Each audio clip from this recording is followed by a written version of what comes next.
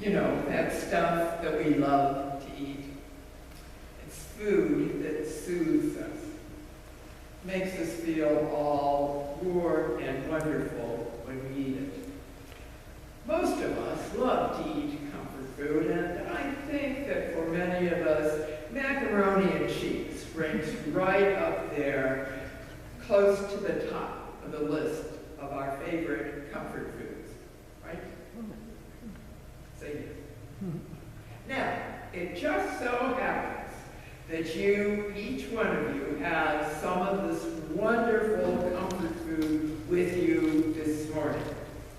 Well, at least you should have the macaroni part, right? Have you ever wondered about macaroni all by itself? It's not very appetizing on its own. This raw stuff is brittle and dry and not very tasty. Although I have to say that when my sons were quite young, they would often eat dry macaroni, just like this. So I guess there's no accounting for taste. But I would think that most of us would say that dry macaroni needs some help. Other ingredients have to be added before it can truly qualify as comfort food. Dry macaroni doesn't do too well all by itself. Ezekiel found himself in a valley of bones, dry bones, dead bones. Now that's a very uncomfortable and dreary place to be. I certainly wouldn't want to find myself wandering around a bunch of dried up old bones, would you? Here's how it was. Ezekiel and the people of Israel were in exile in Babylon. They were victims of war, a war they had lost. And so many people were forced to live in Babylon, far from their comfort zones. They were living in a foreign territory, living in desperation without a whole lot of hope. The prophet and teacher Ezekiel was among those refugees. He was one of the first to be carted off. And for Ezekiel and the other Israelites, it seems as though they were just a bunch of dead, dried up bones, without life, without hope. They were like our macaroni here, dry and brittle. But God came to Ezekiel and told him to begin talking to the bones, to preach to them, to bring them back to life. Now, we don't know exactly what Ezekiel said to the bones, but it must have been some awfully good preaching, because the bones, these dead, dry bones, began to respond. They started to rebuild themselves. They began putting themselves back together, to move, to develop muscle and marrow, flesh and life. Now that's a preacher's dream, to have a whole congregation begin to show signs of life during a sermon. Just wondering if you're out there. You see, the macaroni was beginning to cook, to soften, to have some substance. There was still a very important ingredient missing in our bones. They were moving and existing, no longer dead, but not really a lot. Those bones of ours were just sort of going through the motions. They didn't have direction or purpose. They were in chaos. God let Ezekiel know that his work wasn't done. Something else had to happen to these bones in order to resurrect them, to bring them out of the depths of chaos, out of the pit of despair. So God told Ezekiel to breathe on those bones, give them breath, let the winds come and blow the Spirit of God into them. And that's what they needed. The winds came, the breath came, the Spirit of God came. And then there was real life. In other words, the macaroni began to cook. But cooked macaroni by itself isn't much better than the dry stuff. All the good parts, the cheese, the butter, the milk, the salt and pepper, that's what makes macaroni and cheese comfort food. That's what makes it taste so good. Extra ingredients are necessary in order to make the macaroni worthwhile. And the Spirit of God is what makes the bones in Ezekiel's valley worthwhile. That's what brought them out of their hopelessness, their desperation, their death. The vision Ezekiel had that day, the vision of dead, dry bones coming to life, couldn't happen without the help of God. Ezekiel couldn't give the bones real life by himself. He needed the help of fresh air, fresh wind, and a fresh spirit. And God was there to give that to the bones, to blow the spirit of hope and life back into these bones that were exiled, bones that were refugees in a strange and foreign land. Breathing the wind of the Spirit into these meandering bones rejuvenated them. Before the breath of the Spirit, the bones just existed. They weren't really living. And we all know the difference between existence and life. Existence is what we sometimes feel ourselves doing day after day when we have no sense of purpose or direction. We perform our daily tasks. We do whatever may be expected of us, but there isn't really any life in our actions. When we lose our spirit, we are like the bones in Ezekiel's valley. We have all this bright stuff, but we're still incomplete. It's as if we're like the cooked macaroni waiting for the rest of the stuff that will transform us into real food that provides nourishment. The bones in Ezekiel's valley were waiting for that transforming breath. They needed the power of God's Spirit before they could be whole and complete. The power of the Spirit was the key ingredient, the one thing they all had to have in order to once again become a community, a nation, a people. One author tells the story this way: under no circumstances do you want to be the target of stones being thrown by an angry mob. Nothing good comes from being on the wrong end of the stone toss. You see, there were some folks in Judea who wanted Jesus to be on the wrong end of those stones. Word was going around that he had said, "The Father and I are one." Now someone could have called him a magician or a mystic or even a demon, and someone in the crowd could have slapped someone on the back and said, "See there, Harvey, I told you. You owe me $5. Calling himself God, that was blasphemy. The people had all been pestering him to tell them who he was. "Come on, Jesus, who are you really? Come on, admit it. You're the Messiah, aren't you? Who are you?" "I am the Messiah." "Are not?" I can't believe he said that. The nerve of him. What made him say that?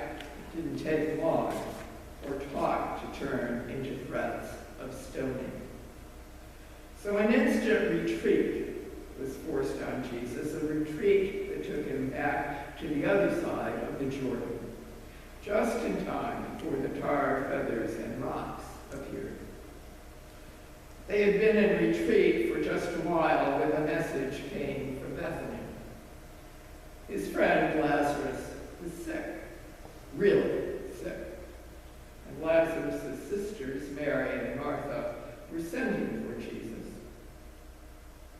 And he heard this message. Jesus sat down in the sand, held his head in his hands. Finally, he said, He won't die. You stay here. But then 2 days later, at breakfast, Jesus announced, we're going to Judea. Excuse me, Peter interrupted. Do the words, stone the blasphemer, mean anything to you? Don't you remember what happened the last time you were in Judea? Wouldn't a trip up to the Mediterranean work just as well? Jesus explained, we're going back because Lazarus is asleep. Right, Jesus. Lots of people are asleep at this hour. You know, sometimes Jesus must have felt as though his disciples had all the insight of a rutabaga because he tried again. Lazarus is dead. They got it. And so now we've got to go there. They still didn't get it. Maybe they thought Jesus had to do the funeral. The silence was broken by Thomas. Let's go die with Jesus when he goes. You can't say that Jesus was lacking for support from his friends. When they arrived at Bethany, they found Lazarus had been dead for about 4 days, and all his friends and relatives were really upset. Martha came to meet Jesus, filled with anger and frustration. Where have you been? Demanded Martha. If you had been here, Lazarus wouldn't have died. Why didn't you come earlier? It's all over now. Martha sobbed over her brother's unexpected death. Lazarus wasn't old. He should have had a long life ahead of him. It's not fair, Jesus. It's just not fair. We know Lazarus wouldn't have died if you had been around.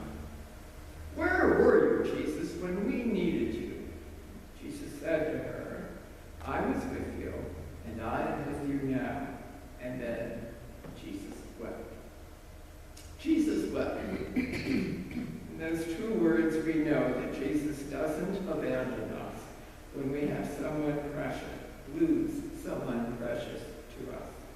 Indeed, Jesus is with us, crying with us, sharing our anger over the unfairness of it all.